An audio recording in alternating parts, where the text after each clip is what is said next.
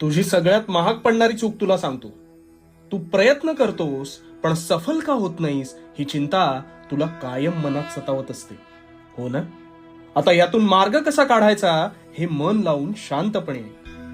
तू एखादी गोष्ट चांगल्या भावनेने सुरू करतोस पण त्यात अपेक्षित यश मिळत नाही, मग हे माझ्याच बाबतीत होतंय का हा विचार करून खचून जातोस. मुळात तुला वाटतं की तू आज एखादी गोष्ट सुरू केलीस की अल्पावधीत तुला यश मिळेल. इथेच तू चुकतोस. अरे, फळाची अपेक्षा न करता कार्य करत राहा. धडपडशील, लागेल, पण हे सगळं तुला पचवावंच लागेल. कारण माझ्या दरबारात मी तुझ्या कष्टांची किंमत मोजत असतो आणि ह्या परीक्षेत जो तरतो ना तोच कायम पुढे सरसावतो. आता याची एक समर्पक गोष्ट ऐक. दोन मित्रांना एका ठिकाणी हिऱ्याची खाण आहे असं कळलं आणि क्षणाचाही विलंब न लावता त्यांनी आशेने तिथे खणायला सुरुवात केली. बराच वेळ झाल्यानंतर दोघांच्याही हाती काहीच लागलं नाही.